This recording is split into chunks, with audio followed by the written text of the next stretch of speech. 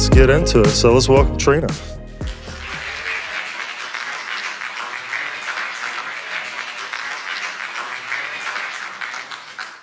Hi, everybody. All right. Thanks for coming. Hey, Trina. Hi. So we kind of set this up, and when we started kind of putting this together, you know, we asked Trina what it was she wanted to come in and speak on. And as we went through that brainstorming session, we felt it best to take the questions that you guys had sent us, as well as some of the things that she thought would be important for independent artists to know. So we have a series of questions that we're going to go through and just kind of ask you that kind of help us go through this journey. And then we'll pass it over to you guys and let you guys ask some questions that y'all might have for her. So the first kind of broader topic is talking about artist value. And the first question that we wanted to ask you was, by what metric is success in music measured, in your opinion? I offered this question to Keylan when he was fielding input from me because over my 40-year career, I started in the music business in 1984 when I was 19 years old. So I've seen a lot happen. I've seen a lot change. And it's very easy, especially when you're younger, to lose sight or not even have the insight of what will success look like for me. Will it be, you know, huge riches or fame or whatnot? Like, what is the metric that you are going to set to determine what success is going to be for you? Because there's the obvious Grammy Awards, gold records, or platinum records, or wealth and fame. But what is the real metric? Because, for example, if I was to apply those to my career, I would have to say I'm a failure. I do have some Grammy Awards, but... You got a few of those. I've got a few, but those are just statues. So I had to set this metric that said, you know, will I give my best to my art form? Will I give each song and each artist that crosses my path my full attention and my best work, and let that body of work speak for me in terms of my own metric for have I been a success? Because if you start out wanting fame and fortune, that's fine. There's nothing wrong with wanting to be a rock star. But if that's your goal, you really have to kind of set that metric in a way that I wouldn't know how to guide you. I wouldn't know how to say, well, then if you don't become that, you're a failure. So I set a metric early on that would be simple for myself. I would be a success in the music business if, one, I was able to stay in it. As a woman at that time, I didn't really have a lot of... other women to look to help me navigate some of the gendered aspects of it, which are there are not many gendered aspects. Music doesn't have a gender, sound doesn't have a gender, but the business did at that time. So my metric was that when I was in my early 20s, that if I'm still doing this by the time on my 30th birthday, I will be a success. And if I can make enough to pay rent, at that time, I couldn't quite pay car insurance and eat, I'm a success. And if I can feel inside that I'm good with sound, that I'm actually good at this, even if I don't get accolades and recognition, then I'm going to be a success. So for young artists and people who are trying to figure out how to navigate a world that seems unnavigable to me, it has to be to set that metric not low, but reasonable and reachable. That's my metric.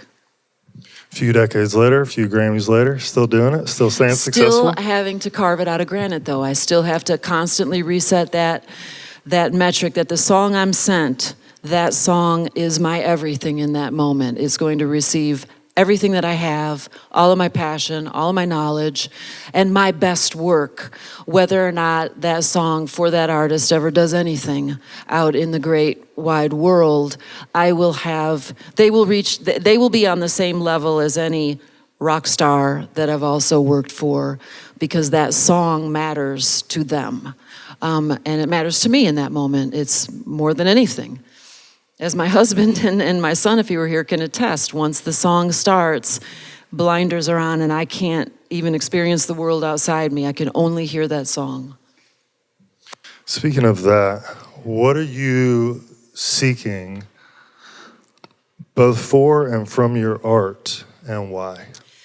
And again, that's another question I posed to Keylan, and really it's a mirror of what, as I'm assuming everyone here is an artist, is a seeker, as someone who wants to do something in this business. And that falls right back into the metric. When you sit down to write a song, I'm not a songwriter, so I can't apply that to myself, but when you sit down to create a piece of art, whatever the medium, what do you expect from it? Would you be satisfied if the song you wrote, or the poem you wrote, or the painting you made, or whatever that thing that didn't exist the day before that you created, would you be satisfied if that spoke only to your legacy, that after you were gone, it would live on? It would still exist in the universe.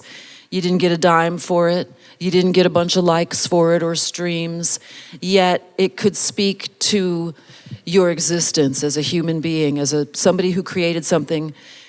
If that is all that you are going to ask of your art, then I think that you have already achieved your goal. You have created a legacy. And so if you need that piece of art to sustain you and to provide you with your living, you want it to, but if you can actually just hope that it can represent for you when you're gone that you were here, that may be as high a bar as you might want to set for it, because that takes all the pressure off the art. For it to go out and make money for you, that's your business prowess. That's you going out and putting your art to work. But for the piece of art itself, I would say its sheer existence is its success and its reflection of you as a creator, because you will create much art and it will not be seen or heard by anybody, but it will be there when you're gone. And your children, if you have them, or your family, or anybody who cared, it will speak on after you're gone. And that's also something that I decided for myself. My body of work will be what speaks for me when I'm gone, and not any kind of money that I made off of it. So the artist is immortalized through that. Yes, you are. As an artist, you're desiring to immortalize yourself. That's why you make art. Why else do you do it? You must want some measure of immortality. And so if you do write the song or create the painting or write the book and it exists, you have added to the great human legacy. And I think that deserves merit. And making a living off of it is a whole other set of work. It is not really about the song. The song did its job. It came into existence. And then you have to release it from that and not blame it when it didn't get the streaming you wanted, or the likes you wanted, or the attention you wanted, or the money you wanted. I think if artists can live in that bubble, they can satisfy their yearning to a degree, or not kill their yearning, and carry on to finally, at some point, start making that living with their music. Meager as it may end up being, you still may find yourself able to make a living. If you start out of the box thinking, I got to make a living out of this right away, and you're not one of the 1 out of a billion that has this huge hit and suddenly makes money, that's so rare. That is like winning the lottery. You will find yourself on a path where you will start making a living at it, that it will start to be your career. I think. I hope. And I've heard you in the studio just kind of coach artists through making sure that they are true to themselves, whenever they are creating. So kind of kicks us over to our next question. In the world we now inhabit, what is the value of authenticity? I think about that a lot. And again, this is another question that I posed to Keylan when he asked. Again, after 40 years, I've seen so much music specifically get made and watched authenticity, which used to be a given because there were no tricks to fake it. You either could sing or you could not. You either could play or you could not, because there wasn't any way to really fix it. You could enhance it with some reverb or delay or whatever, but you couldn't auto-tune, you couldn't pitch correct. And I don't mean auto-tune as an effect now. That auto-tune to me can be used to correct bad singing or as a very specific effect that's very popular, and I like it for that.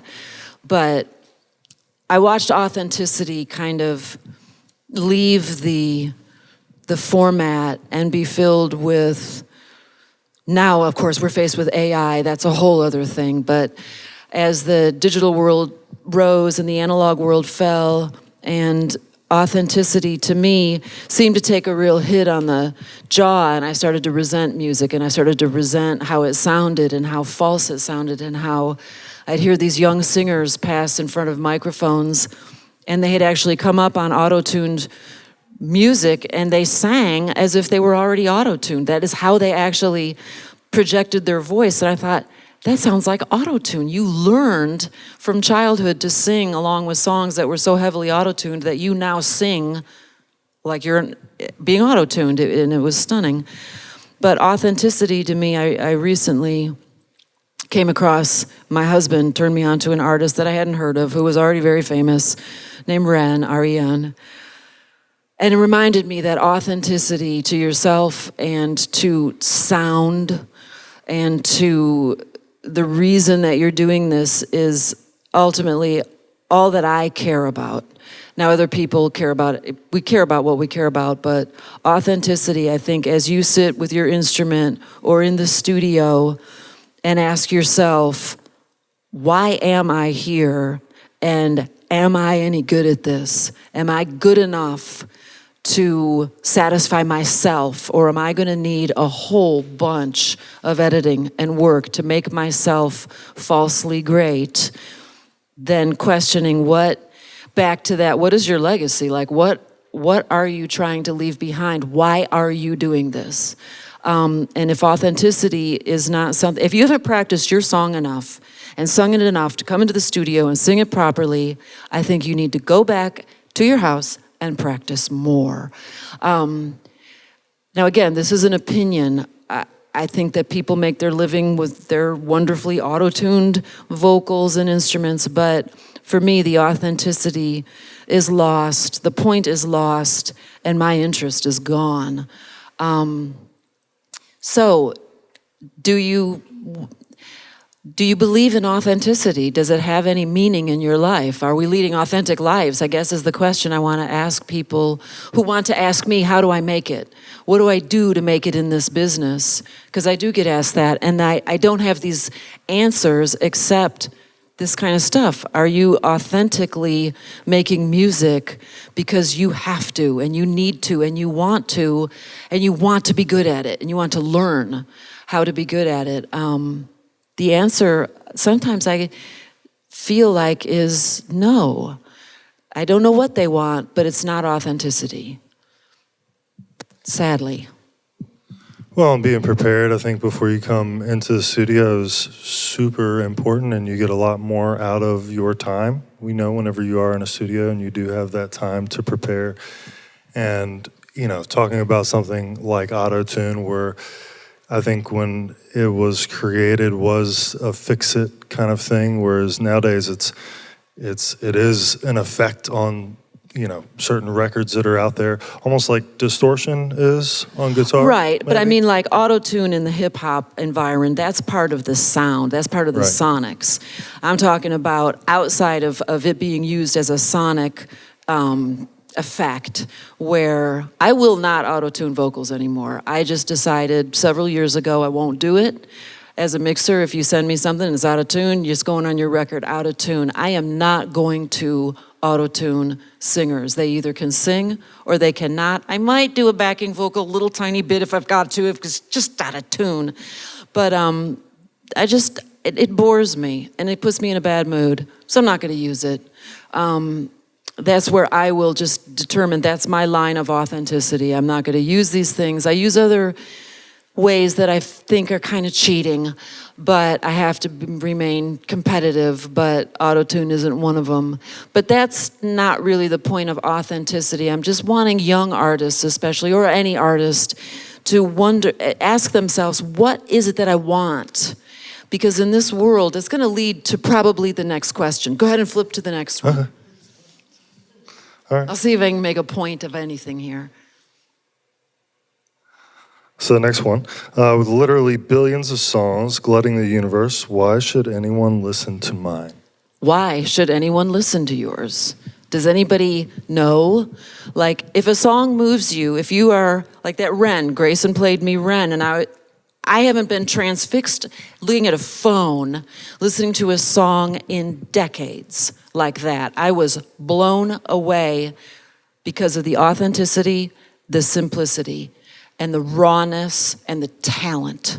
And I thought, okay, that right there is the real thing. That sliced through years of recordings where I'm getting walls of sound of, let's have piano, organ, 5 guitars, acoustic guitars, electric guitars, pedal steel, shitload of backing vocals, strings, all of this to try to justify what? The existence of a song? The song could just exist. Why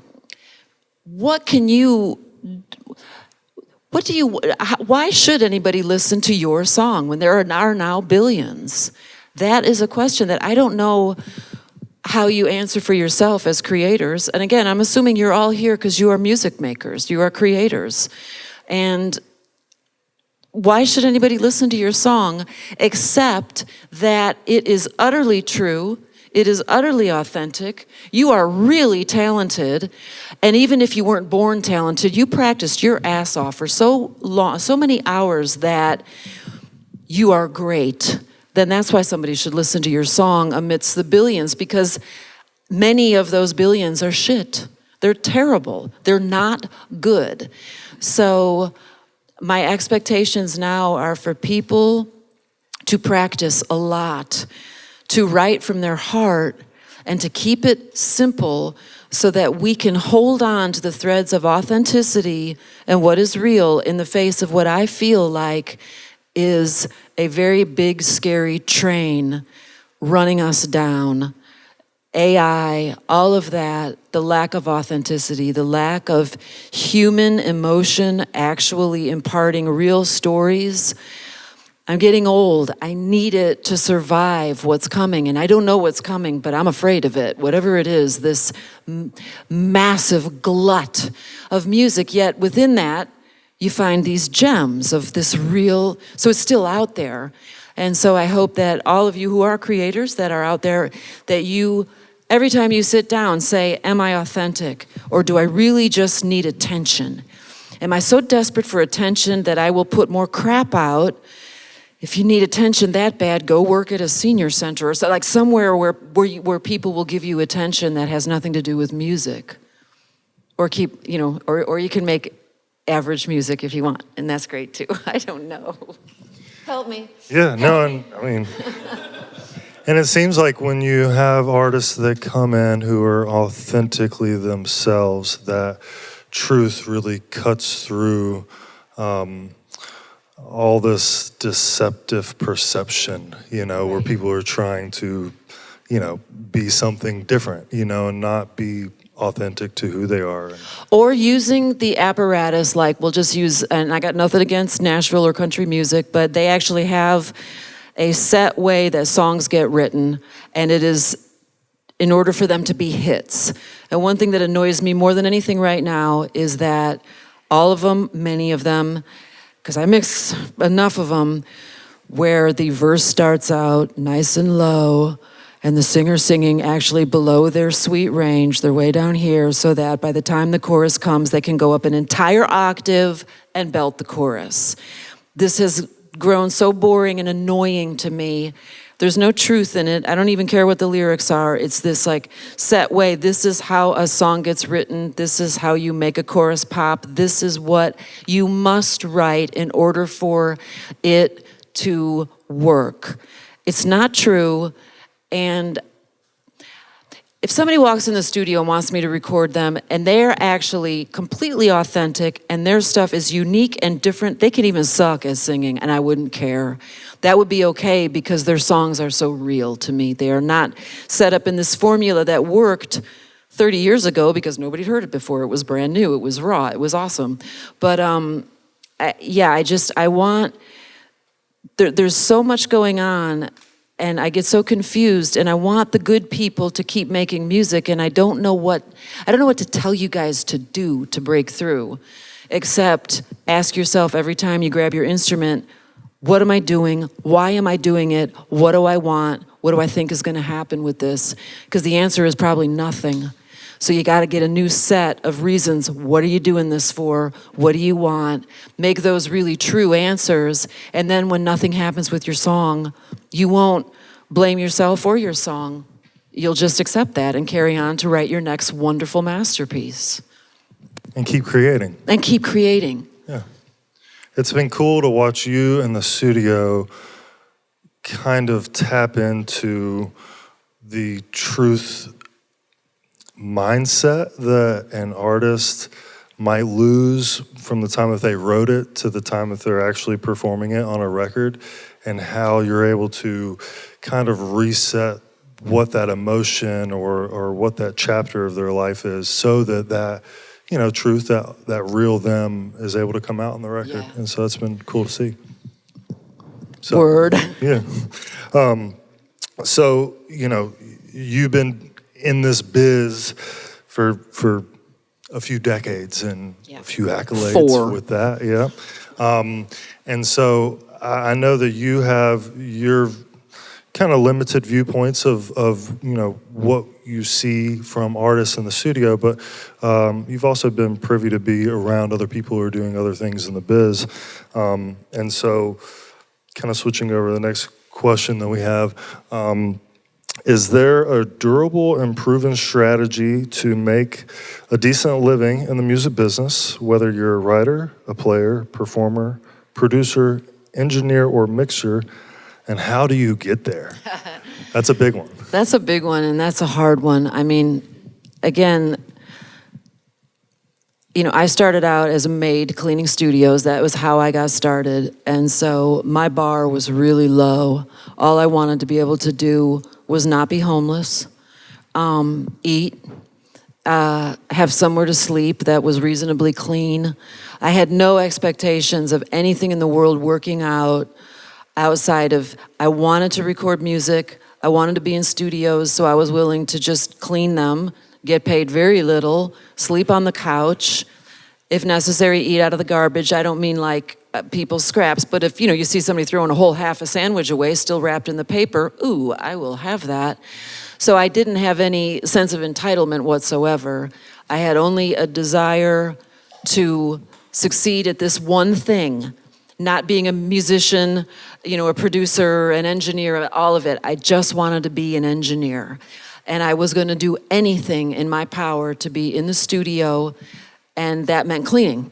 And that was fine with me. I didn't think that I was above cleaning or picking up condoms or whatever it was I had to do. So, and I actually started out as a secretary at Capitol Records before I was even in the studios. I started out because you couldn't get hired in studios in the 80s as a woman at all. So I was a secretary. That's what I could do. I could type. So I worked in a major label, which was very exciting, of course, but I wanted to be in the studio. They said no.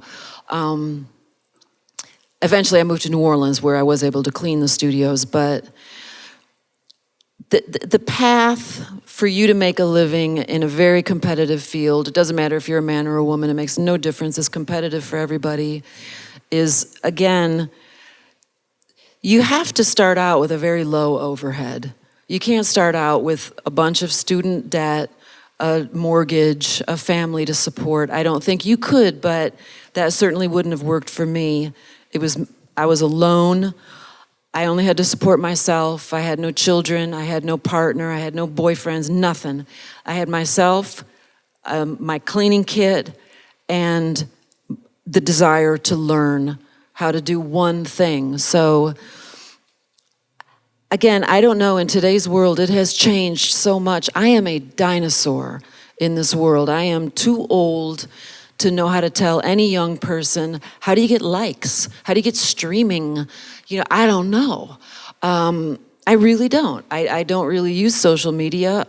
I'll look at the TikTok now and then only because they're going to take it away. So now I'm like, I'm going to scroll a whole bunch before they shut her down.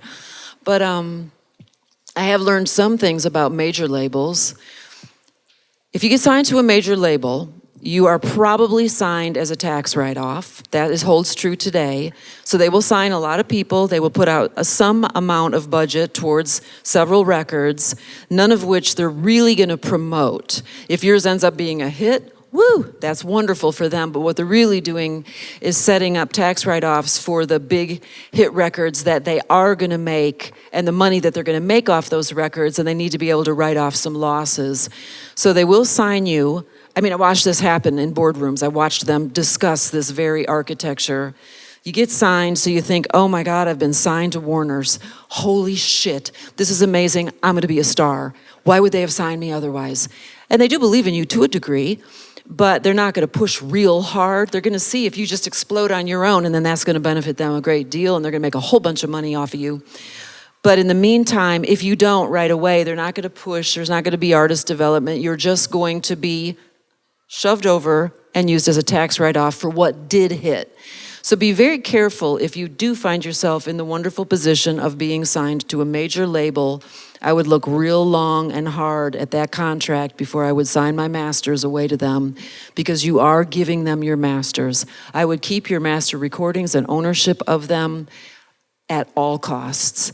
Sign a licensing deal if you want, but keep your ownership of your master recordings. Do not sell them to major labels unless you're already a star and you're already making an enormous amount of money in the music business. Otherwise, they will own them, you will be dropped, you will not have access to them, you will have signed a no re-record deal, usually for 10 years. You will have given your songs away for a shot at the golden ring that you're probably not going to get. That's my thoughts on major labels. I think they're great. They're fine. They're great if you're already famous, and that's the best bet, is to sign on with them once you've already made your living. But I would not sell my master recordings if I was an artist under any circumstance to anyone, ever. What else we got in here? We'll go to that. So would you say just being consistent then at whatever you're doing? I don't know. Am I being consistent up here now? No, I'm talking about to make it. You've got to decide what you want. That goes right back to, what are you doing? What is your desire? If you want to be very, very famous and you want to be a rock star, I guess we all secretly do, but you have to be realistic. That is probably not going to happen. But you want to make a living. And so consistent focus, becoming absolutely excellent at your craft, becoming proficient on your instrument. Those are the things that are actually going to develop you as a human being that you'll be proud of in 40 years when you're sitting here like me pushing 60 and thinking, did I make it? I'm not so sure. I don't think I did, but I'm proud of my career. I'm very, very happy with where I've ended up, but I'm lucky if I make 60 grand a year. It's a great year if I make 70, and I'm almost 60 years old, and I've been doing this for 40 years, and that is the living that I make, and I have to be proud of that. But by most metrics, I'm a failure. That was what the thing about the metric. You have to decide, what are you going to decide is a success? If you looked at my finances, you'd think, ooh, loser. I'm not in debt, I will say that. I have no debt. But I hardly make my living, and I still love what I do for the most part, but I do have to carve it out of granite. But I have done it for 40 years. I started out wanting to be an engineer. I sit here today now, an engineer. I set the bar low, and I never, ever had a lot of money. But I do have nice boots and a very nice jacket. So I buy what I can, but I don't have a new car. So that was my point of authenticity, especially for the young people in this room. A lot of people will look at my career and my Grammys. I have 4 Grammys, I have 6 nominations, and think, damn, she must be cleaning up. That is not how it works, and it's not how it ever worked for me. But my body of work does speak, I think, volumes of quality.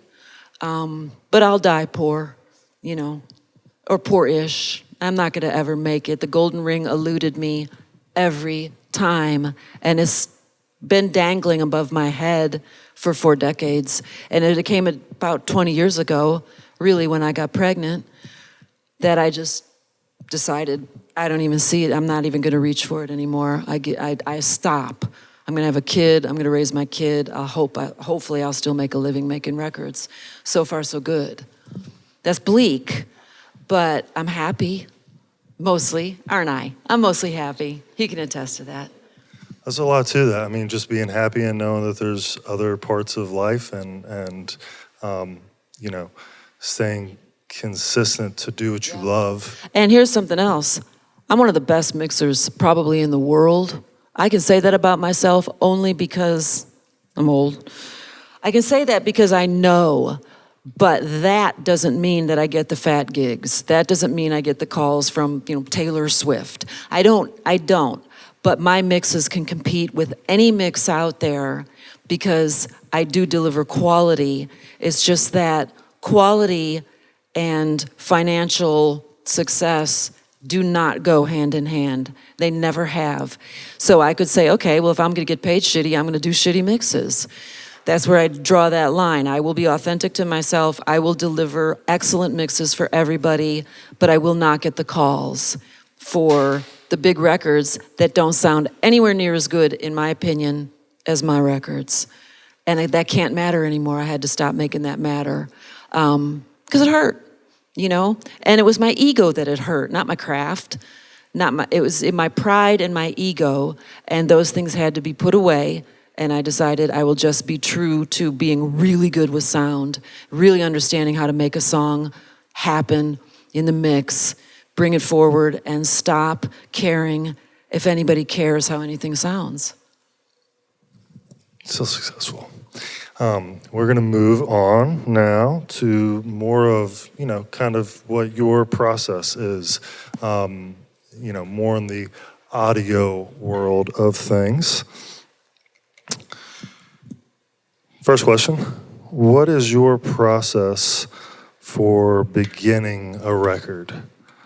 And I guess if you're there on that writing side or just in the studio, you know. Well, because as everyone here knows, there is production, recording, and mixing. The record making is split into 3 kind of distinct categories that actually interweave with each other, so there's not really hard lines between them. But if I'm a producer versus just the mixer, and I'm never just the tracking engineer anymore. So if I'm producing, that means that I have to get demos that I have to go through and make. I make spreadsheets. I'm a spreadsheet maker. I get demos from every, you know, if I get 35 demos, I got the spreadsheet going with the tempo. I get the lyrics together.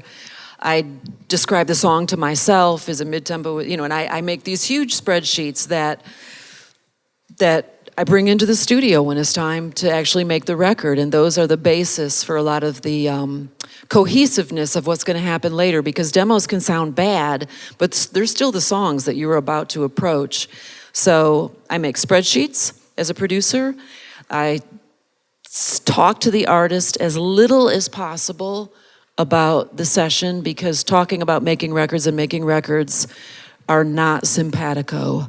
You can talk all you want about what's going to happen in the studio, and none of that is going to happen in the studio, because the studio is its own environment. Once you are in it, you have to let the studio also tell you what's going to happen.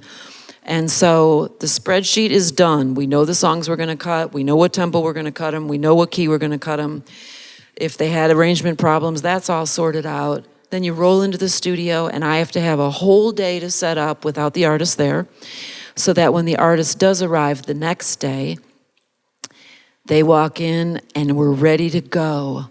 And they sit down next to their instrument, which is placed beautifully next to them, and they've got a table and they've got nice lighting, and they already feel that they are special, because they are in that moment. And we go into record and we start recording. So none of the setup happens with the artist present. I want them to think it's magic. I want them to feel like they walked into the studio and suddenly it's happening. And they didn't have to, this is not on, bored waiting for the setup. And so I like to have that all be really kind of magical and mystical. And then we track, we overdub, they leave, and I don't ever want to hear from them again. I want to mix it. I don't, because they've already done their job. They've entrusted me to record their song, and then I take it home, and I'm there then to serve the song and not the artist. I don't serve artists. I don't serve labels. I don't serve musicians. I serve songs. That's why they hired me. I don't have to be their friend, to respect them, and then I want to serve their song, and that really protects me from what can be some pretty devastating egos that I have to contend with as a producer, engineer, mixer. And I just remember, I'm here to serve this song and do my best for this song, and that relaxes everybody.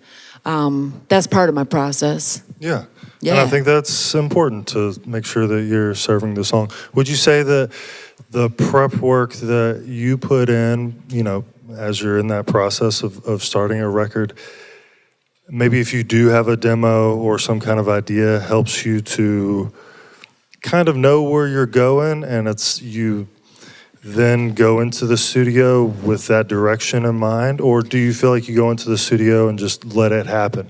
Well, the whole getting the demos, like Mountain Goat record that I did last year, I produced for John Darnielle, who has been making records since the 90s. He's also a published novelist. He is a brilliant man. He has an ego the size of the moon, and he's very smart. And he also sent me 60 demos. And I could feel him testing me from that moment. And that's like a spreadsheet can be your best friend then. I had to show him, I will listen to 60 songs, many of which are boring, many of which are annoying, many of which are badly recorded demos, and I will map every one of them. I did the entire point of that isn't to instruct me on the songs. It is to a degree. It's to stroke the artist, to show the artist you have my undivided attention. Anything that you do, I will listen to. I will follow you to the moon and back to show you that you have my attention. Your songs have my attention. It shows that I respect that. I don't know how to explain it, but spreadsheet before every session impresses artists. It's important, it helps me, but it also, I cannot explain the magic of the spreadsheet and what it does to artists before you go into the studio, but if you present them with an Excel spreadsheet with all of their songs mapped out, with the keys and the tempos and your notes about that song and ideas for overdubs, and then any notes they've ever said about the song in a column, and then notes that I have, and then any critiques I might have, all columned out. They love you. They trust you, and you go forward. And it's kind of like showing this like deference. When I don't want to do that. I don't want to listen to a mountain of demos when I've already picked the 4 songs that I like, and then we'll cut 6 more. No, you didn't write 60 brilliant songs. You wrote 4 brilliant songs. There's 6 that are really cool. That'll make a record, yet I've got to go through all 60. There's not always 60, but there's often 30. It's this game you play with the artist early on where I am interacting. That's the deepest I ever get with the artist. After that, we're in the studio, we're tracking, it's going great. And after that, I'm mixing and I don't see him anymore. So that's the moment though, when I have to actually prostrate myself in front of the artist to show them, you got me, I'm all yours. Every piece of shit you write, I'm gonna fill out a track sheet for, I'm gonna get the lyrics together, and I'm gonna come up with ideas for it, even though we're never gonna record this thing. Well, and it probably shows you putting a plan together, and I think when you put a plan together, it's a little bit easier to follow. There isn't a, hey, yeah, I got, yeah, they're all cool. It is, okay, I've listened to all 60 of your songs, now we are ready to, because I love spreadsheets for one thing. I love making a spreadsheet, and I often decorate them. Spreadsheets make up now what used to be track sheets. We used to have these things called track sheets. They went inside a tape box, and there was a grid of 24 squares, and you got to write all kinds of stuff in them, and it was really fun. And now there's a comment box in Pro Tools, but that's not a track sheet. So I overwhelm them back with spreadsheets and ideas, and that's for every production, for every artist. And, it certainly has gotten me a lot of gigs, the spreadsheet. Yeah. Yeah. Help you lead the way to bring it to life. Yes. Yeah. Next question. What are some things you see that major labels do when pushing artists that independent artists might not know? Nothing. I'm sorry. Okay. Major labels right now are a mystery to me. The last major label encounter I had is Island Records. It's happening right now. And they have already gotten on my nerves so badly. I mixed Charlie Crockett's new record. It's called Othello on the Range. Shooter Jennings produced it. It's awesome. The mix was done in July. Charlie paid me by PayPal. In other words, he owns, it was done. And then he decided to sign with Island Records, and that's all great. And then I start just recently, last week or 2 weeks ago, getting a barrage of emails from Island Records. They want this, they want that, they want stems, they want this. And I wrote back, I'm done with that record. I have turned in the masters that I'm going to turn in, and I don't owe you anything. I'm paid. See you later. And I said, if you want me to do stems, I will do them, but you'll pay me for them. They will try to get you to do so much work for nothing, but I was like, you have to pay my rate, and I'll print you stems. Okay, well, how much is it gonna be? And I was like, roughly X.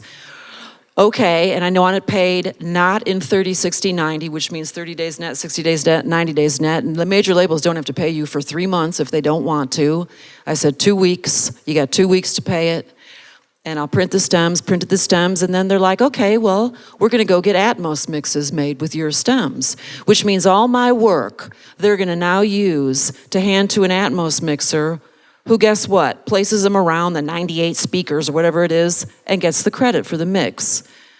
That's bullshit. You can't use my stems if I'm not gonna get credited for the mix. So I, of course, contacted the producer, and he had a fit because he hates Atmos. So now it's turned out that some friends of ours are gonna do the Atmos with my stems, and I get the mix credit. Plus, the guy who's doing the Atmos. So I have to fight tooth and nail with major labels to get anything from them. And I don't like them. I don't like what they represent. I don't think they're helping anybody. Again, they will promote you if they think that you're gonna make it, but you're probably not. So you're gonna be a tax write-off, and then they're gonna own your masters. Charlie Crockett's already in a good position, so sure, sign with Island, that's a good idea.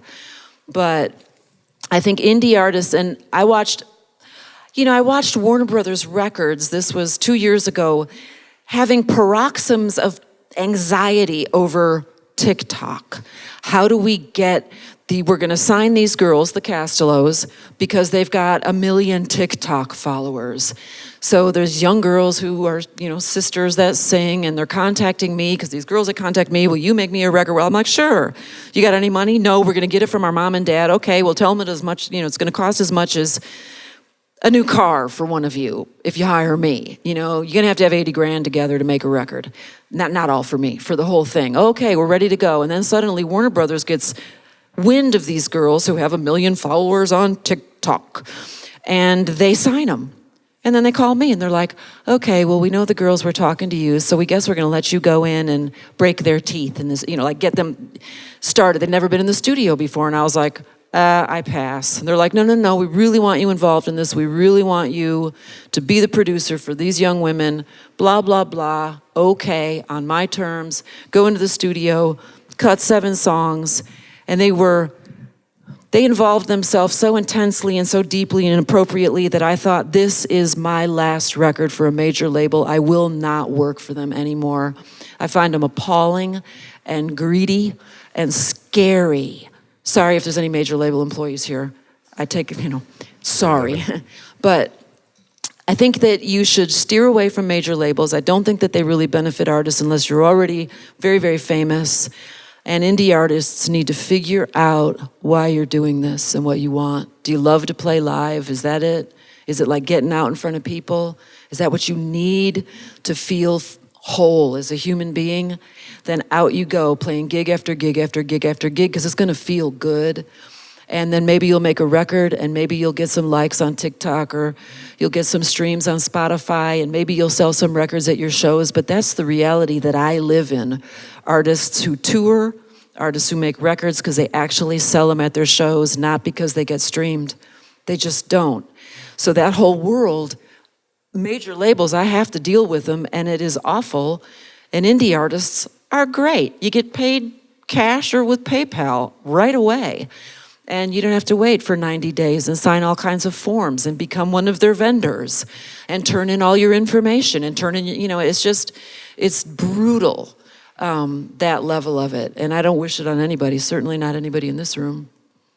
So you could probably say, just by you witnessing that last process with the group, that the labels were really just looking for independent artists that were already doing all of the work and making it happen. And Yes.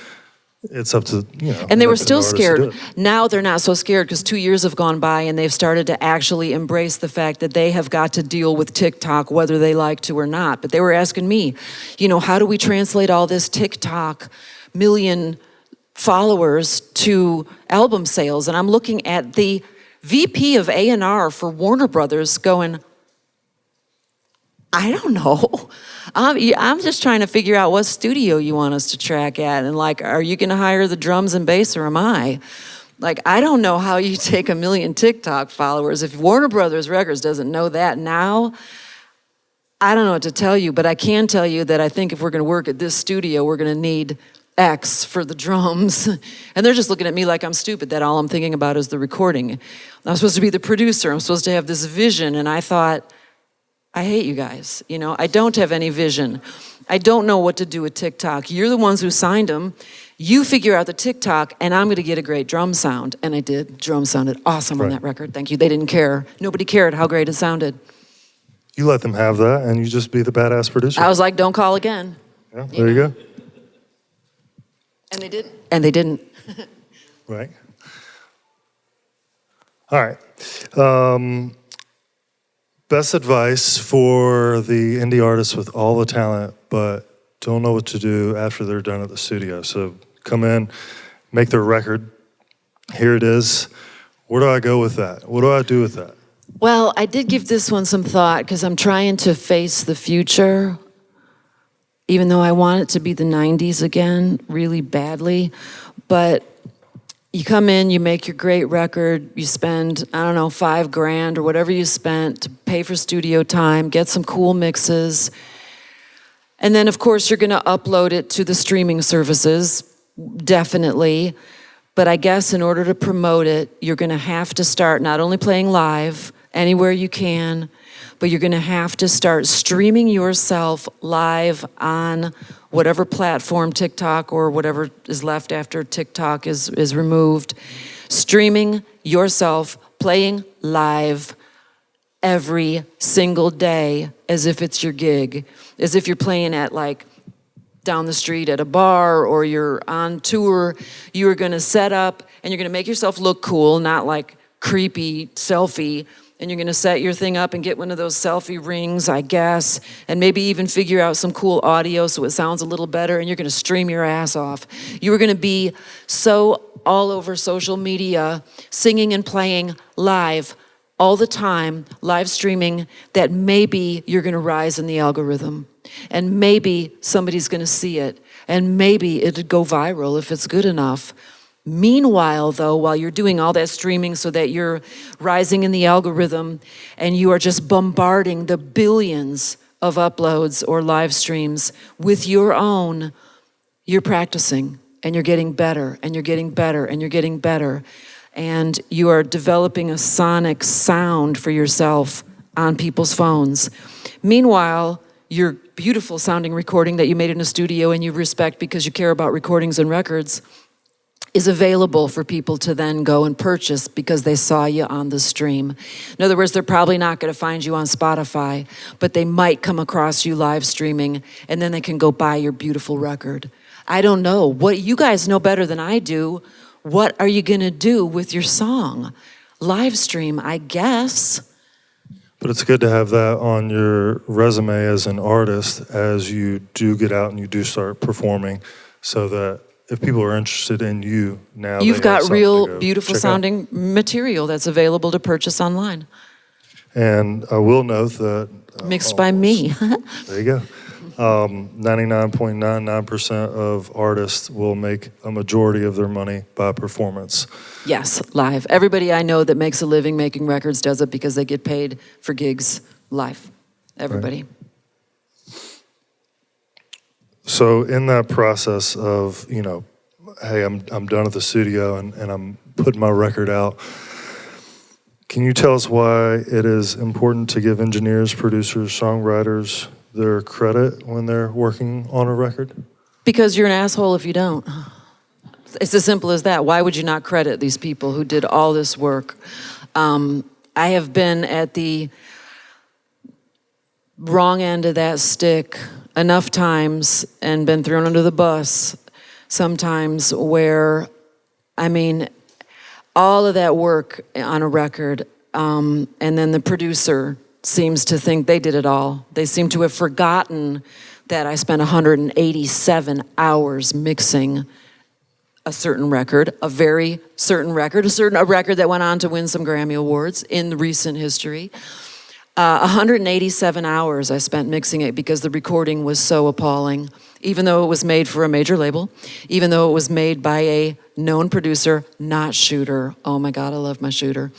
Somebody else who got the production credit, and every award after that, every article after that, every Vanity Fair thing after that, every New York Times article after that, not once was anybody else mentioned. Nobody, not the tracking engineer, not me, who spent, again, 187 hours and got paid for every one of those hours mixing that record because they kept coming back, can you fix this? Can you fix this? And to not even get a mention, not one little bitty mention hurts. Because I think, wow, it didn't sound like that, people. You don't understand. Right down to they didn't even have a hi-hat mic, but what he was playing on the hi-hat was so spectacular that it wasn't getting picked up in the overheads. And without it, the whole feel was coming apart. They might have heard it fine in the studio, but they're not hearing it now. So I had to actually solo up the overheads, find a hi-hat sample, and go in and place a sample of every single hi-hat tick on every single song on that entire 12-song recording, including pea-soups and all the different voices of hi-hats and get different colors so that I could actually have a hi-hat mic that could speak to his genius on the hi-hat that made the acoustic guitars make sense and the whole feel of the track come to life, all because the producer had decided, not the engineer. Because I asked, I was like, can we get a hi-hat mic? You don't always need one. But in this case, the producer missed the fact that the acoustic guitar was being played directly to that hi-hat, not the kick, and that was they were a set, and without it, the mix wasn't working, and with it, the mix blossomed. Shit like that is what I'm spending these hours doing. It is not fun. It is hard, but later it's like, man, the drums sound amazing, man. My hat is blazing. This is coming from the drummer. And I didn't say, yeah, you didn't have a hi-hat mic. You could barely hear the hi-hat and the overheads, but without it, the song didn't feel right, so I spent hours creating a hi-hat track for you. I don't need to be credited for creating a hi-hat track for the drummer. He played it. I just found each and every single note in the overhead and made a little sample track so that I could boost its frequency presence. But to not even be mentioned as the mixer when it really could have helped my career sucks. And it hurts, and it's wrong, and it's greedy, and it's selfish. Everybody has to be credited for their work done, and you guys know that. You wouldn't have bothered to come here if you didn't already know that you have to credit. Actually over-credit them and take less credit for yourself is the best method out there. I won't even take production credit. I always give it to the artist too. It has to be produced by Trina Shoemaker and the artist. Otherwise, it's just bullshit because not one person did everything, and producers get a little bit too much credit, in my opinion. It's showing the team some love that helps to bring Yes. that to life. Yes. And it does affect your career. And it makes people's careers happen for them if you just decide, I am not everything. Right. Take that. Next question. What was the record that did it for you? And whether that's like, hey, this is success and now my career feels like it's doing something, you know, you kind of break into that, I am an engineer, I am a producer, or even from the artistic viewpoint of like this just spoke to your soul. Well, the record that did it for me, that spoke to my soul, that made me want to be an engineer is the movie soundtrack from Jesus Christ Superstar. The entire thing. From top to bottom, I still listen to it regularly. I can still sing every single word on every single song. But I listened in headphones as a kid over and over and over because I was 6 when that came out and trying to figure out how can this be in this ear and that be in that ear and that, like trying to understand panning. And like, so that's the record that made me become an engineer that was the start of it, Jesus Christ Superstar soundtrack, and Tubular Bells, something young people here, you might never have heard of it, but it was by Mike Oldfield, and it's amazing. So those were the early records that made me want to understand how records got made, not who made them or who wrote them, but who recorded them. How did they come into existence? The record that made my career, solidified it, I can't name one. I'm not going to say Sheryl Crow because that I was already pretty solidly going to be an engineer before that. It wasn't a record. It's that I happened to get very, very lucky as a very young woman and happen into being the maid at a very famous producer's studio in New Orleans. The guy's name was Dan Lanois, his name still is Dan Lanois, Daniel Lanois. And in the 90s and late 80s, he was, you know, Bob Dylan, Robbie Robertson, Peter Gabriel's Sledgehammer, U2, The Unforgettable Fire. He was one of the biggest producers in the world. And he had a studio in New Orleans, and I got hired to be a maid there. So right away, I was exposed to really big artists. And also, right away, I got the autolocator kicked my way. And I was told record, and I didn't know how to record yet, but there wasn't a whole hierarchy of like runner, assistant. It was just the band, Dan, Malcolm, they were all playing, and then me, the maid, but I did know enough then, you know, to be in the studio, and then I just started recording way before I was ready. So all of those records were the ones. I mean, again, I'm recording fucking Robbie Robertson and Neil Young. Did you do Emmylou Harris at that same spot? Yeah. So like, surely in my first year of solid recording, I've got like Pearl Jam coming in and Michael Stipe and like these really big bands, and I'm the second engineer. I'm the assistant. There's not anybody else. There's no runners and nothing. It's just me, you know, the engineer and the band, and then like a bunch of people roaming around. But I got exposed early to very successful artists. And so all of that kind of allowed me to become an engineer before Sheryl Crow rolled in. Yeah. Sheryl Crow. What is the benefit of working in a commercial studio space? Well, good gear, cool gear. Unless you can afford to build yourself a studio that you have an API board and all the cool shit that they have here, a professional studio is elegant, it's sexy, it's fun. It's awesome. It's worth the money. The gear is amazing. You'll get a better sounding recording. And if people who are there running it know what they're doing, it's not something you can do in your basement on your home studio unless you have invested in. You know, again, I mix in my room. I have $10,000 speakers. I'm not bragging. I'm just saying I am mixing on monitors that are perfectly placed, perfectly tuned to my room. I know exactly what I'm hearing in my room. There's no question about, well, I wonder what the bass is going to sound like outside of here. Because I invested in really high quality equipment. So if you send me something to mix, I guarantee I know what I'm hearing. So you can get away with it on cheap, crappy speakers in a room that sounds terrible, but you're not going to get results. So you go into a cool studio because you are paying really hard-earned money for guaranteed results. And it's worth it if you care about how stuff sounds. If you don't care how it sounds, don't bother. I think people still care how stuff sounds. Do you think it helps, like, just that creative flow? Yeah, because Board? once you're in the studio, you're in a bubble of awesomeness. You are just there to record. You are there to do only one thing, which is to be the best you can be. You're surrounded by people who care about you and your music. They've made it the focus of their day or their week or their month. You are their everything. They are not taking phone calls from other people if they're cool. They are committed to you, body and soul, and you get to feel like even if you're not gonna walk out of there and be the rock star you wanna be, you are in that moment and it feels good. You've made hit records in those spaces, Yeah. but you've also witnessed some kind of outrageous, crazy things. So Yeah. what's your most outrageous studio story? There have been too many. We'll Because probably have to, like, filter this to a certain Yeah, and I'll degree. filter it. 40 years is a long time, so there's been amazing, crazy stuff. I don't know that outrageous. There's been scary times. There's been people wildly misbehaving. There's been fights. I mean, I was in Kingsway when Pearl Jam came through, and I'm gonna skip some of that story, but that was the weekend Eddie Vedder got arrested with that ball player from the Chicago Cubs because they were out on Bourbon Street and they were drunk and they got into a fight, and apparently the pitcher that he was hanging out with, some famous pitcher, punched somebody and they both got arrested. And and this is in the middle of a session, so Eddie Vedder has to get bailed out of jail.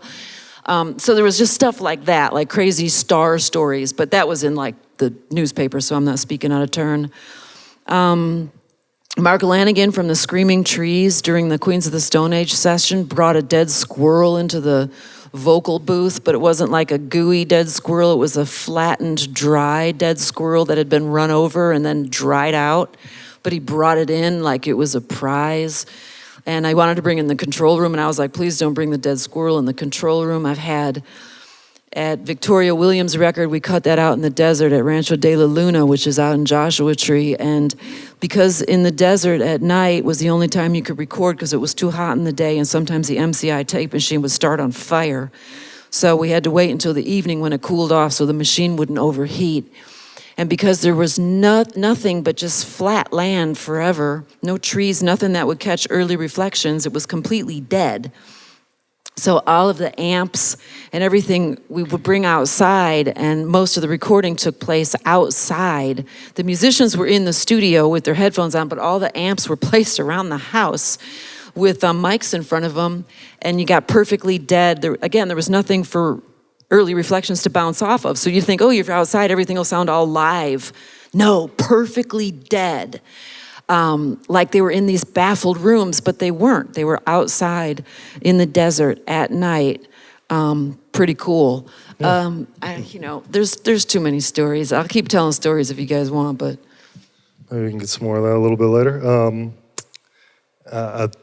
I think this is one that kind of forms up a lot of what you do and where you came from, and something that just kind of speaks volumes even today. Why is it so important to get the bass right? Well, I put that in my list of questions for Keylan because I remember, again, being a very, very young engineer at Kingsway with Daniel Lanois as a producer. And again, I can't...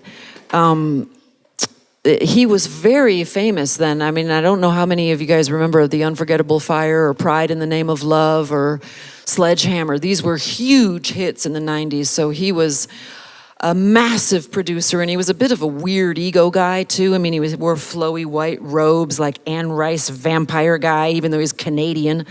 But it was all during that era of the, Interview with the Vampire. So they all dressed in their flowy shit, and they're all like very kind of passive but aggressive but weird people, but brilliant, he and his Canadians. But anyway, I got the nerve to walk up to him at one point, and I'm like, Dan, is there any advice you can give me of like, how do I like get better at this? How do I become, an engineer that, how do I make this happen? And he's like, get the bass right. Okay, and so he walked away with his flowy shirt, and I thought, get the bass right? Like, what does that mean? And it took me 40 years to kind of figure out that he was right. Get the bass right is much bigger than just get the bass right, but it spoke to what I now know in hindsight. Again, it took me a long time to understand what he meant was ultimately, yeah, you do need to get the bass right, but you need to acquire a very, very long set of skills that take a long time to learn, nuances. Why is getting the bass right so important? You can't know that when you've been recording for 2 years. You can't even know that when you've been recording for 10 years. What does it mean to get the bass right? It means to understand the nuance of all of the colors of sound and the ways that they present and the ways that they balance and the ways that they intertwine and what can be maximized. And when I think of getting the bass right, I now think of a Caravaggio painting of the vocals and the higher, the more transient signals, the more volatile elements as the light, and then the bass is all the darkness around it. It's like, I don't know if, go ahead and look at a Caravaggio painting. I recently came across him, but I thought, that's the bass versus the vocal. I mean, it to me equated to music immediately. So the bass is everything that isn't something else. So if you look at a painting like that again, the bass is everything that isn't the light. The bass is everything that is intertwining in all the other colors. It is the ether that equals, it's what they call the in matter, in physics, everything that isn't matter is what? They call it the ether, I think they call it. There's the name for it, the boson, the Higgs boson. So I now see the bass as everything that isn't something else, and it has to support and intertwine and feed through all of these transient, brighter sounds that are screaming in your ear, and you're thinking, why isn't this hurting? Why does it just sound exciting? It's because you've got bass wound through that. And I don't just mean the bass guitar, I mean the bass elements of all these frequencies that people filter them out. And that's so bad because you need those to kind of glue everything together. So when you reach these pinnacles of the mix where you've got like, and everything is at its apex, intertwined through all of that is still the bass. And that is how I now see what Dan meant by get the bass right, is this almost epiphany for me of what it means to actually deliver a mix that has this incredible excitement with it and punch and clarity. And yet there's all this clarity and excitement, but it's not grinding your ears with brightness, but it seems like it should, and that's just energy, so everybody's excited. And through all of that are these little dark shadows, and that's the bass. I don't know how to better explain it than that, and it took me 40 years to kind of figure it out. I dig that. It's the glue. It's the glue. Holds it all is. down. It's not just boom, boom, boom. It's not just the bottom. The bottom have to actually be at the bottom. It's not just the subs. It's the way that you can force the bass to kind of infuse the whole mix and come back out at you through the vocal. And then you know that you've got your mix glued together. So I picture the bass is like this big easy chair, like a lazy boy, and then the singer's sitting in it, and coming out of his mouth is the song, but also the bass. And so it's like the vocals got to sit in the bass and actually have bass flowing out of it with all the transients, and then I know my mix is hooked together. It's hard to explain, and that's why I don't have anybody present when I mix. Would that still be your advice, like if for a younger engineer or producer, get the bass right? No, because Dan was just being a dick and trying to get me to leave him alone. But he was speaking a truth, but he knew that I would never understand that. I actually ran into him recently and was able to tell him, basically 35 years later, I got the bass right. I figured out what you meant. There's a nuance. Don't lose patience with yourself as you are on this journey, because it really is the journey that's going to matter. You have got to allow yourself time to learn, time to become proficient, time to become great in your own mind, great in the eyes of others. Learn the art, just like you want your pilot to be the person who's kind of flown more than this is not their first flight. You do need to allow yourself patience on the journey. And again, some of you will get very, very, very lucky and have a hit right out of the box. Most of us didn't and won't, so that the whole thing can still feel like you're a success, even though you may find yourself pushing 60, still earning what you kind of earned when you started, and find that you're perfectly satisfied with that. And one hell of a journey you've been And on. one hell of a journey. Yeah. So with that, I would love to kick it over to these guys and let them be able to ask you any questions that they may have. So I'm going to get Savannah, if she can help us out with this. And we'll just do it kind of like one at a time, guys. I mean, if anybody's got questions, just raise your hand, and we'll just pass this microphone around because we're going to try to get all this stuff captured too so we can repost it on YouTube. So anybody got any questions? Yeah? Yeah. Alrighty, what kept you motivated through all this time that you were doing this? I have a bizarre and intense love of songs that I love. And there are enough of them out there to keep me satisfied so that if I'm working on one that I don't love, while I'm engaged with that song, sometimes I pretend it's one of the songs I do love. But it is actually an absolute love of not just songs, but sound. I'm in love with sound. I'm in love with sonics. And that kept me from walking away from this career, which, of course, I thought to do many, many, many times and still do. I have a passion for sound. And then that's attached to songs. Yeah. So if the money's not coming in, would you still be able to have the passion for doing what you do now? Probably have more of a passion for it because I'd have to go earn my living doing something else, and then the pressure of having to earn my living with my passion would be released, and I could just love the sound. Yeah. So what would you say if somebody that's basically doing, in the earlier stages of basically what you're doing right now, that's like has no money, not making any money in, and that's trying to keep going, would you tell them, to keep going and don't give up, Yes. not focus on the money and just focus on the passion? Absolutely, because passion is something that will nourish you and sustain you in ways that money never will. Absolutely. I mean, I could hand you, $100,000 right now, not actually, but if you're still kind of empty inside and you don't have a passion that you're nurturing, well, you're going to go out and blow that cash, and you're still empty. So what did you get? Nothing. A car, maybe, whatever, but you're nurturing your own actual reason for existence. So it's great to get paid for that, but nothing feels better than actually kind of realizing your inner desires and then make money how you can. You got to survive. But no, I never, ever, ever quit, and I never, ever, ever made money. So there you are. I mean, again, not enough to have been like, yeah, man, I got the shit together. Never. I had to, and still do, have to keep worrying. Am I going to get another gig? Am I going to make enough money for this year? What about my kid? What if he needs this? What if our house roof needs to be cleaned? It does. We need money for, everything is a struggle. And yet, sound is never a struggle. And I still just get to be in love with it and write novels about it that I'll never get paid for. Okay, I understand. Yes, ma'am. Learn the piano. Oh, yes.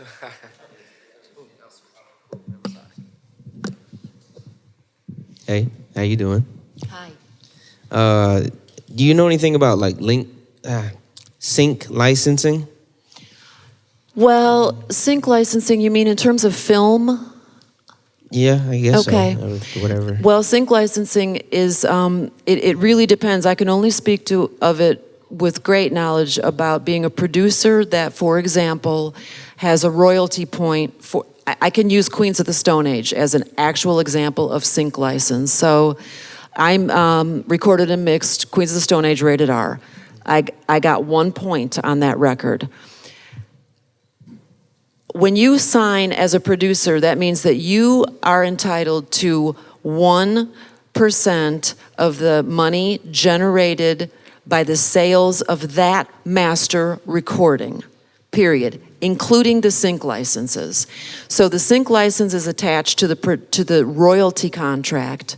It's if you have a point on a record or a royalty, you own 1% of the income generated by the sales of that master recording. Now, this is not about song sync licensing. See, that's a whole different world. Are you asking about master recording sync? or song sync licenses. See, I didn't know there was a difference. There's a huge difference. There are ownerships of songs. Publishing. There are ownerships of recordings. And those are very, very different things, and they are different entities, and they are treated differently and have different instruments associated with them, and I mean legal instruments that define who owns them.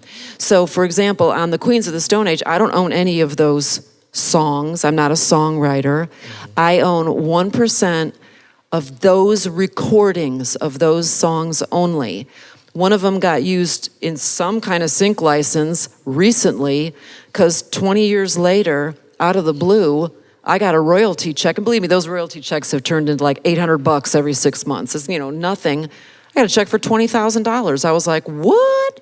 So somewhere they signed some sync license, and yet my durable royalty still attached to those recordings paid me as a royalty owner. So you need to educate yourself on what it means to own your songs, own the rights to your songs, and own the rights to your recordings of your songs. All right, thank you. But I can't teach that to you, but it is learnable, and it's very easy to learn. I got you. I'm a learner. All right. I appreciate that. And that'd be the difference between getting paid for writing the publishing side of it or getting paid for the master recording or the master. Any other questions? We got one right there. Hey, how do you get outside of the spreadsheet thing when it comes to working on a demo? How do you zero in on one part, just keep focus? How do you get outside of your own head when it comes to say focusing on the creative process, right there when you're listening to, say, the vocals versus the track? How do you focus on one thing and ignore the, other, Do you mean when I get a pile of demos from an artist, and again, this is when I get it doesn't matter if it's 10 or 60, the spreadsheet is for me to sort through this mountain of songs that I've never heard before to decide personally what I like, what I think is working, what I think is a cool song, what I found boring. I don't share all of that with the artist necessarily. That's just for me to have a workable template for me to. So if they say, hey, that song I sent called, Petal Wishes, I can go down the spreadsheet, because I can't remember 60 songs. So then I can go oh yeah, that one, I'll make little notes to myself. That's one act of production, and that's very early on in the game. Are you talking about how do I separate myself during the recording process? Okay, use myself as an example. If I'm going back on vocals, I would have written or made the sounds or whatever. If I'm going over my own vocals and I'm thinking, okay, well, this here pitch, I like this here pitch, and I like the other, I have different choices to choose. I would have had different takes. Right. Okay. You made your own vocal comp. Right. And I've also put together the sound. So it's I'm thinking of my own vocals, but then my brain goes, okay, how does this work with this version of music, these instruments or whatever I'll pull together, that kind of thing. How do you get out of your own head when it comes to that? Well, I would say that if you approached me and said, look, I got this demo of a song that I worked on, and I spent a lot of time on my vocal, and I made myself a comp, and I've got a sound that I like, I would immediately, if I disliked it enormously, I would say I'm not the right person, right? I'm not going to get into a fight with an artist about something but if I thought you were a cool singer and I liked what you were doing, I would just respect your choices and say, cool, you're gonna comp the vocals, I would empower you to continue exactly what you're doing, but I would sit by your side and say, but wait a second, because play me that choice, because this line here, you're loving that, but didn't you sing it if I was around when you were tracking the vocals, but let's hear track 3, because I think your voice cracked really beautifully there. So I would try to empower you to become a beautiful vocal producer yourself, but use my experience in having recorded and comped literally thousands of vocals to point out, hey, this could be cooler for you, or what about this sound, or I'm finding it a little bright. I would not try to stomp out your desire to produce your own vocals, for example, and have them blend with the music that you are wanting it to blend with. I would try to nurture your ability to do that, because in doing that, in teaching you, makes my job easier, especially if I can say, hey, take all these vocals home and you do your comp, come back into the studio tomorrow with a fully comp vocal. That means I don't have to do it. But I wouldn't take that as like an ego bump. I'd be like, cool, great. This one line's bugging me. You got something else for that? And we would become a team where you would lead, but I would have your back. And then we would blend that. We would make the music work for your vocals, because at the end of the day, it's all about the vocal. Who cares about everything else? I mean, that you're there to tell a story, and everything else is there to serve that story. And so I would just make sure that the music then surrounded what you already responded to, and you don't have to get out of your own head, because that's where it's happening. I need to get in your head. Unless in your head is a sound that I really don't like, then I'm not the right person to share your headspace with. But don't ever get out of your own head. But do be able to step back and say, all right, what is your name? LaKenya. LaKenya. So you want to say, I am the producer of LaKenya's voice. LaKenya is the artist who is going to provide the vocal for this song. I am producing the song, therefore I need to produce LaKenya's vocal. You do need to sometimes make yourself a triangulation where you're the producer, you're the writer, and you're the singer. And when you're singing, you're the singer, you're inside your head. But as the producer, you might want to step out and go, LaKenya, that was flat. I know you felt good about it, but you better, this is you talking to yourself. I think you need to go in again. So yeah, you need to third person yourself as the producer and step outside, but not to the point where you hand the power to somebody else. You'd be better off to suck a little bit and believe that you learned and did your best and get better the next time than to have somebody stomp on you so that you didn't learn anything, plus you didn't get what you wanted. One more question about Sledgehammer. Is that song with the claymation music video? I tell you, didn't write the music, you didn't bing, did it. Does anybody know? If you just lay down your decks, I wanna be your sledgehammer. I mean, sorry, that's as best as I'm going to be able to do. I think that's it. The one with the claymation, the stop motion. Yes. Okay, yes. I watched that music video every time it came on, and I love the song. So Yeah, I mean, that was a big hit for Peter Gabriel, who I also got to meet, during my years with Landwell. It was not like these guys were my friends, but they'd show up at the studio, and I was made to walk behind the console, ducked down, so that nobody saw me. And I wasn't allowed to look artists in the eye. This was Dan. You're not allowed to look artists in the eye. You are not allowed to speak to them unless spoken to. I mean, he was wrong about all of that, but he told me if artists had to look at me, it reduced their creative energy by 10%, and if they had to speak to me, it reduced creative energy by 30%. So I was made to hunch down, walk behind the console, and run the tape machine. But the man also, in doing all that, I'd be back there running the tape, staying hidden, and they would do 5 or 6 takes, and then he would look at me and say, what's the best take? And I would stand up and I would call out what I thought was the best take. I'd say 3 was great, but the bridge from 2 was better. And I thought the last chorus from 5. And he'd say, cut it. And I would cut it together. And he did credit me. In other words, he would belittle me and knock me down and then build me up. And at the time I didn't understand it. And I don't think he was trying to be benevolent, but what he did was he steeled me. It was a crucible, and so I came out where you can't break me now. You certainly can't freak me out in the studio. There's nothing that anybody could do when I left that world that could freak me out at all. And I knew to take notes on every one of those takes. So, yeah, anyway, just a flashback to Kingsway. thank you. You're welcome. All right. I think that is important for engineers, artists, and producers, that you should make sure that you are mindful to stay present. Yes. Especially Don't when be on something's your happening. phone. Don't be on your phone. You need to, when there's a take going down, taking notes on every single take, because it's something to do. It'll keep you from going to sleep. And And you do learn, even if you're not the producer or who's going to make the call, it's a good practice for when you are the person that has to make the call on what take are we going to go with, because sometimes that get real scary.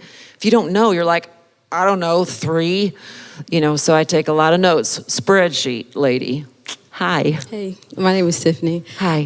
Thank you for being here first. Well, you're And welcome. Also, thank you for giving brutal but very honest advice. Oh, you're welcome. Sorry, it's rude. Well, it helps. Yeah. And it motivates to know that maybe on that side you may not get a lot of money out of it, but it reminds you of why you want to do what you want to do.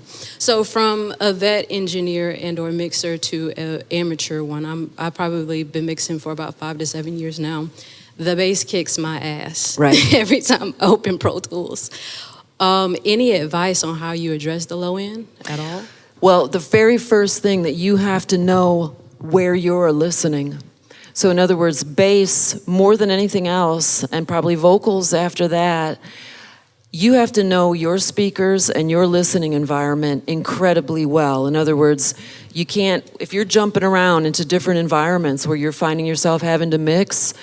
Before I got settled in my studio where I do all my mixing, the final mix, when you're tracking bass, obviously I'm not gonna bum the bass player out by being like, dude, can we try a different one? Oh, let's do that. I'm just going to record the person playing their instrument, so that it's not making sure it's not buzzing and making sure you're getting a decent signal. It's later when you get it home. And when I say bass too, I don't just mean the bass guitar or the bass on the kick drum. I'm talking about the bass in people's voices. The bass present in all instruments is all part of the bass. And when they all resonate together, it's amazing. But first advice to give you is know your speakers, know your room, make sure they are placed right, make sure your room, it's worth it to get a little digital kind of EQ system so that you can, I got a 240 bubble right where I'm sitting. Holy shit, no wonder all my mixes sound a little muddy. And I also level the bass, every single note, like a vocal. It's not, let me just compress it and turn it up or put some dirt on it. Every note that goes by, I study it, I see what it needs. It might need a different EQ than the note next to it, and I will render that EQ in right in that moment. Ooh, this one's got a big old creepy bunch of 180, and it is not sounding good. So every time that note comes around on the bass, I highlight it and I render in a notch on 180. In other words, I sculpt it like I do a vocal, note by note by note by note. But most importantly, I know my room. So if I turn a bass on and I'm like, woofy at 140, I know right away that that bass was recorded with something that's going to mess up my mix later. But just really don't relegate the bass to a compressor and hope. Like really study it, really think about and it also depends on like the genre, of course. There's some basses that don't have a lot of tonality, but mostly you have to make yourself a master of where you're listening to your bass. And don't fool yourself by thinking your headphones are telling you the truth, even if they sound great. You need a pair of very good speakers placed incredibly well in a room that doesn't have any standing bass waves. And then I think you will start to find that you make good calls about the bass. But do get a digital room tuning program. And it gives you this dumb little microphone. It's worth it to investigate how can I make sure I don't have standing bass waves in the room I'm mixing in. Thank you.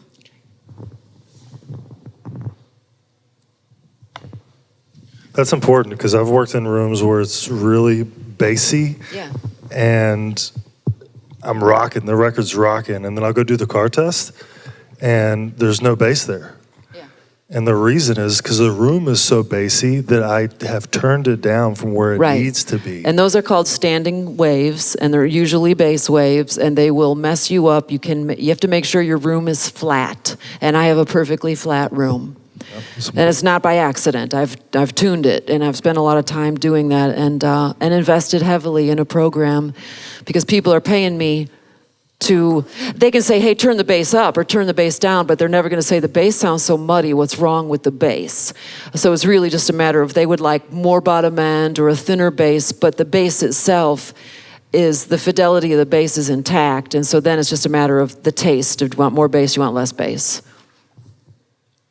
How's the bass, by the way, in your mix? Is good? All right. Yeah. See, I just mixed a track for those guys yesterday. So, or the day before. So, whoop, whoop, whoop. Day before, I think you did Cats yesterday. Huh? Did you do Cats yesterday? I did Cats yesterday. Is Cat here? Yeah, she's here right there. Where? I gotta introduce you Your guys. Cat? Yeah. we're gonna Wait, get to there's that. Cat. Hi. Okay. Yeah, I just mixed for Garrett and Cat just in these past few days, and so they can say, I think I get the bass right. Look at that. Bass player Nothing. said See, notes. no notes from the bass player. Woo! That's I love great. Alrighty, so let's say that you were starting fresh as a 20-year-old to be an audio engineer. Would you recommend going to school for it, like Full Sail or Crest, or would you recommend like kind of like you did, but like getting an internship at like a studio and learning that way, more hands-on that way? Well, again, when I started, it was a whole different world. So I had a chance to learn how to record by being a maid because there was just a console, a tape machine, a patch bay, and outboard gear. And there were no schools. So you couldn't even go to school to learn that. You had to learn by working in studios. Today, there is so much digital levels on it that I would put it to you this way more. Do you have $160,000 laying around to go to Full Sail? No, you do not. Yeah, Do you have somebody who's willing to pay for it and not have to pay you back? Okay, so school's out of the question because you cannot start out in debt. That will devastate you. So what you do need to do is get enough money together to get a small rig at your house, a decent pair of speakers, a little Pro Tool setup or whatever DAW you want to use, a couple microphones. Start teaching yourself how to record at home and work in a studio. And come up from the bottom up. Keep your overhead low. Don't have kids. Don't get wrapped up in anything.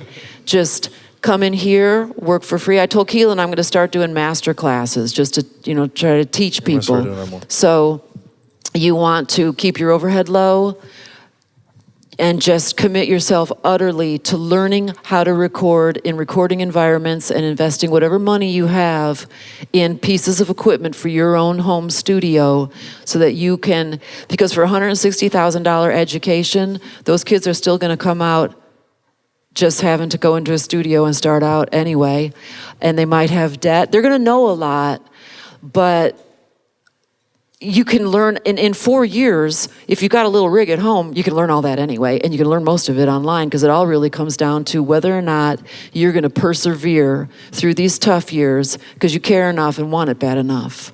And that's the truth. So, Thank you. you're welcome. It took me 12 years and right at $1,100 a month to pay off going to Full Sail. Yeah. And when I got out, it was like 19, and like $1,100 a month to pay on a student loan. That's heavy. And the first thing I said to him is, you don't know shit. When I rolled in here to help them set up the studio, I knew that he was very massively talented and incredibly intelligent, but I thought, you don't actually know shit about how to record. You know what they taught you in that school, but you don't know. I'm going to show you. And I was being mean because I felt threatened. Yeah. But it was funny because he's, I thought, well, that was a little harsh, but But the whole time, I'm working to do that through that passion, right. Just to try to make it happen. And I think us then, marrying that passion, just that view, it's been good. Yeah, I mean, at 20, you can do it because you don't have to worry about, oh my God, am I even going to get Social Security? What if I lose my health insurance when I'm, and like I've got so many things to worry about. At 20, I didn't care about health insurance. I didn't think about anything other than I got to figure out that harmonizer H3000. I've got to get my hands on it. And all I wanted was to be in the studio, and I didn't care about anything else. I didn't care about guys. Well, I had feelings and emotions, but mostly I wanted gear and I wanted to learn, and nothing else mattered. And I didn't care how I looked, and everything sucked. I was so poor, but I got fed and I wasn't living on the street. So it was all fine. So you'll do fine. And now we have the ACA, so you'll even have health insurance. For now, for another month, for another couple weeks this year. But Yeah. Any other questions? I think we got time for maybe a couple more. Okay. Hey again, what's going on? So, like, what are the most recent, like, innovations or, like, trends that are happening in engineering and production that that excite you, or, like, you just see it? Nothing, because I am still absolutely stuck in, probably to my disadvantage, but not always, the way that I knew how to do it, the way that I learned how to do it, and the way that it makes sense to me, which has nothing to do with innovation or technology. I mean, I like certain new plugins that come out, and stuff like that. I'm like, okay, well, that sounds pretty good, and that's a great reverb, but mostly I am still operating, even when I'm in my digital studio with an analog backline, exactly like it's still tape. In other words, if I get sent a song that has 42 backing vocals, which, believe me, is not unusual, it's annoying. I'm like, people, we used to have to bounce this all down to a couple of stereo pairs, being creative in the moment. And so I immediately start bouncing all that stuff down just in my old-fashioned ways, because it all comes down to level, EQ, effect, and panning. That's all you got. There's a million technologies that are available, but none of those are going to change the basic thing: level, panning, EQ, and effects, and compression, but that's part of effects to me. Those are still how you go about getting an awesome blend. Now remember, I don't work in Atmos or any of these surround mixes. I'm still just a regular old stereo person. So that stuff is another world, and that may be a world that interests you, and I won't be able to help you. I do like your shirt, because I grew up outside of Chicago. My mom did as Awesome. well. Yeah. It's pretty cool. Thank you. Cool. First of all, once again, thank you for being here. You're welcome. And I've been in the industry for 20 years now. And the way you explained it, a lot of people would be scared of how upfront you was about it. So I appreciate that. And congratulations that you've been in it for so long, despite all the bullshit that you had to go through, all the politics, all the stuff that usually, that goes down in the industry that can deter you from going on for 40 years, you know what I mean? So congratulations, first of all. Thank you. Can we get a round of applause, please? Sure. I just, once again, I just want to commend you, because you explained it so well. What defines success? It's not the money, it's not the accolades, it's none of that. You know what I mean? And as being in the industry, as a creative, a lot of people struggle with that. They're like, oh, I don't know, I'm not making money, or I'm not successful. But you were able to articulate that, and I know, Keylan, you said you're gonna put this online, right? So that's good. That's gonna live online. Yep. So a lot of the younger cats that are in here, you guys gotta definitely take that with you, because you'll get stuck on that, and you'll go into a deep place, not know what you're gonna second guess yourself. You might have the talent, and that's gonna deter you. So I appreciate you just really saying how it is. A lot of people are like, oh, might think, oh, she's just bitter or whatever it is. No, it's exactly what it is. The labels is just fucked up. Yeah. There's no other way to describe it. It's a lot of politics, and then one question I have for you was in the mixing world, all this stuff that Apple usually comes out with, and all this new technology that I know, like what you just mentioned about Atmos. There's so much confusion with it. Can you break down? Because you just said that they wanted to take your stems to do a Atmos mix. So I thought Atmos was just in a mastering process. And do you think it's gonna stick around for a while, or is it gonna be just like MFIT and all the other stuff that Apple usually comes out with, their special masters and mixes or whatever it is?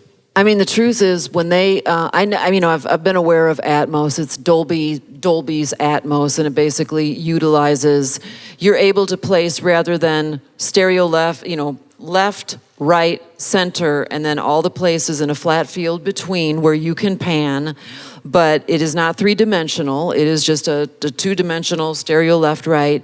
Atmos, if you've got the right listening, you can place in up to, I think, 64 different places within the context of a mix, so that it would be obviously a surround sound thing, and people have been messing with surround sound forever.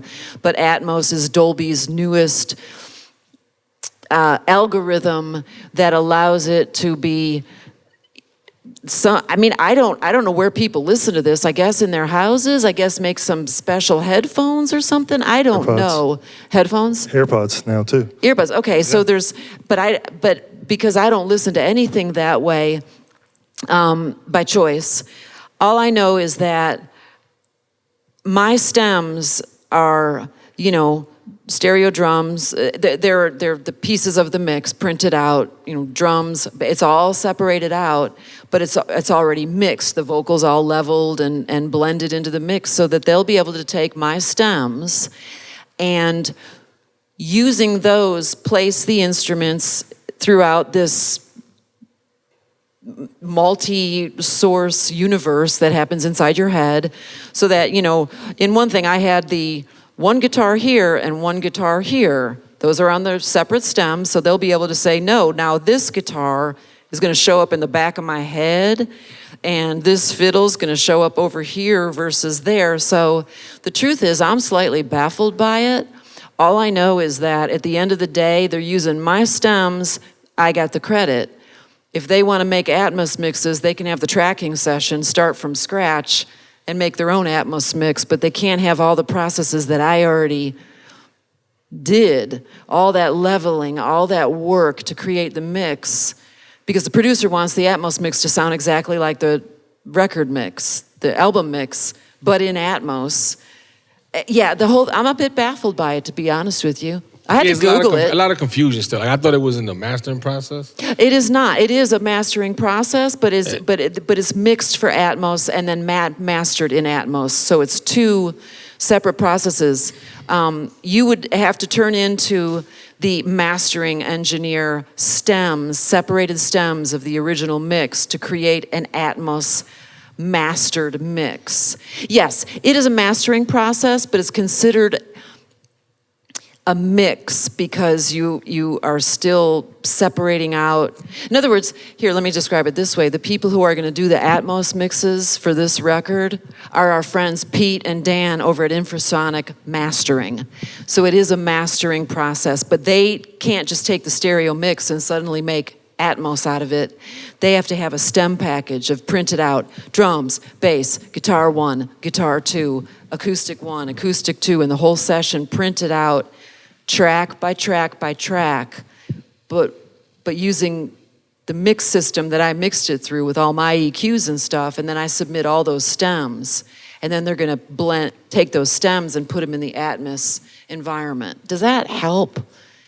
Yes, it does. It does. Yeah, but it'll be in the mastering room that it happens, not a mix room. Okay, understood. So it's a mastering process, but they still have folders that have upwards of 15 to 20 stereo prints of the stems of the songs, not just the master mix. Okay. So they have a lot of people are saying lately that it's just going to be one of those things where it just might fade away because it's only. I hope it fades away. Because you can't even turn in a Atmos master into Spotify. As of right now, correct me if I'm wrong, I think the only Apple? platform for streaming is Apple Music, and it's because they take that Atmos mix and use it for their spatial audio mix. For their okay, got it. Yeah. Other than that, where else would you be able to?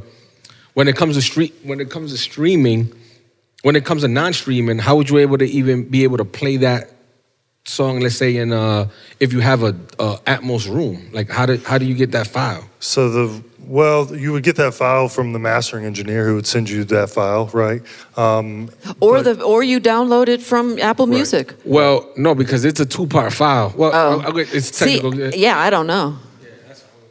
But as far as well, you can't play because when we just had a record, 2 records master mixing. I thought it was master. So it happens in the master room that was Atmos for his last 2 singles. And I was a little bit confused still, so I was like, the engineer was like, no, it's just in the master, we could do that. So we had it Atmos, there were 2 Atmos masters. But when I got the files, in order to upload, it was like a different set of files that you had to upload. Right. So that's why I said, there's no way to even play this. Like, how would I even play this if I'm not turning it into Apple and I want to just play it in a room that's Dolby Right, Atmos so you ready? have to have something that like decodes that information. And one of the reasons that the technology is really game changing is because it takes into consideration what your playback system is. So Apple's found a way where you can play that through their AirPods and it feels like it's surrounding you. And the reason is because the way that the mix is decoded, those stems that Trina would deliver, those essentially become objects, like surrounding objects that could be placed around you. And for the first time in our industry, with Atmos, if you have 4 speakers surrounding you, you're telling whatever your playback device is, receiver or headphones, whatever it is, that, hey, I've got 4 speakers hooked up. And so instead of just the rear information going to that speaker like all the other surround sound systems would work, it's saying, hey, this is an object that should be here. And so if I have a speaker here in front of me and a speaker here behind me, now they're gonna both play and it's gonna sound like it's coming from here. But if I've got 9 speakers around me, now maybe only 1 speaker is actually reproducing that sound. So it's the first technology that allows you to take where a mixing engineer puts something and it's actually translated from one playback system to another very consistently. And so now you're able to hear the surround sound if I've got 30 But there's still, at the end of the day though, but at the end of the day, there's no other system that plays it unless it's Apple. So it's not like if I have a file on my computer or what no, the code is. It could be, Denon, Yamaha, you name off other receivers, home stereo receivers, that they can decode that. A lot of things on Netflix now are in Dolby Atmos. Right. Yeah, so I'm saying you gotta have a piece of equipment that. Yeah.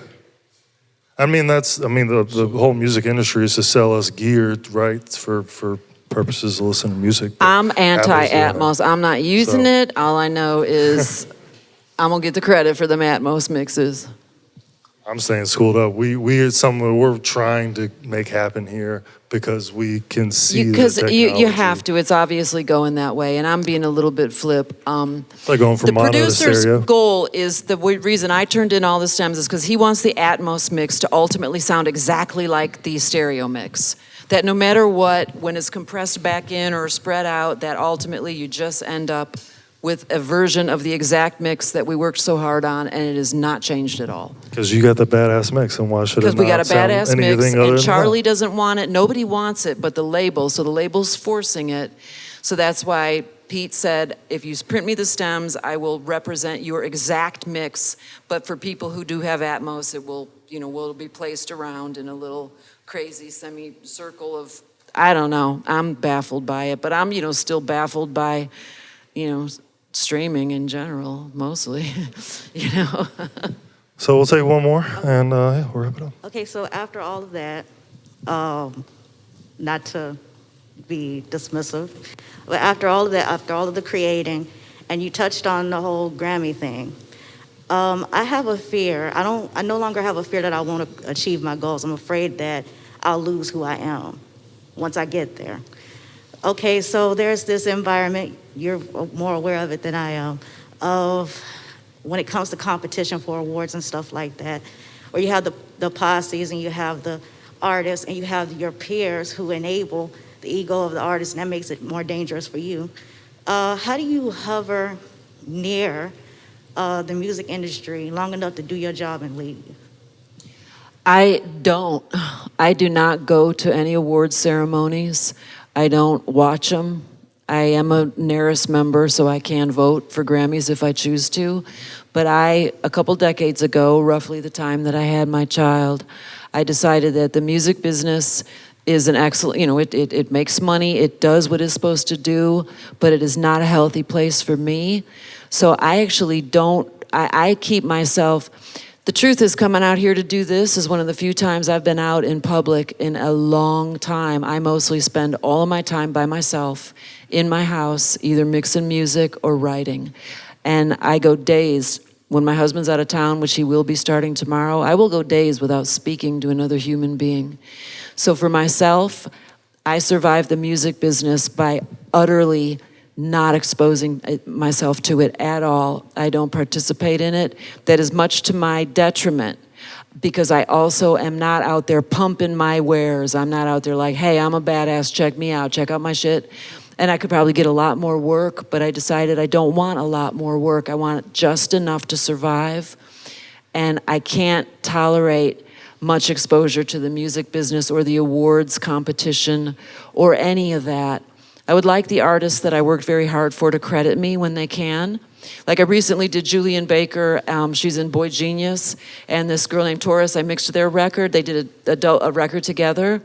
And I've noticed every single thing on social media they put up, they say, mixed by Trina Shoemaker. And I thought, well, that's nice. Thank you guys so much, because they love the mixes. I worked really hard, and they're crediting me. Not just legally crediting me, but like hollering out. That's enough for me. That's the award for me. I don't need to show up at the Staples Center, and I just don't even want any of it. It's empty for me. But that's just me. There's other people that thrive in that environment. And they do love that attention, and they deserve it. But I'm a few steps away from becoming a recluse altogether, which is why I told Keylan I'll maybe do some math. I mean, I get out and work. I do tracking, but then I never go out. I've shied away from the business to an extreme degree. That's not helpful, but that's the truth. Trina, thank you for stepping out here and giving us your time and some wisdom. Appreciate y'all here. Thank you all for coming. I appreciate it. Yeah. And we are going to maybe figure out a way to start doing some master classes here. We'll all come in, and I'll just teach whatever I can in the studio. And for people who want to learn about recording and what it really feels like. And Keylan and I will kind of figure out how that's going to work. We'll make it work. And I think that would be fun, and it would be good for me. And it's an environment I feel safe in. And I do want to pass some knowledge out, because I am getting older, and I won't keep doing this, and you guys will. All y'all. Thanks for being here again.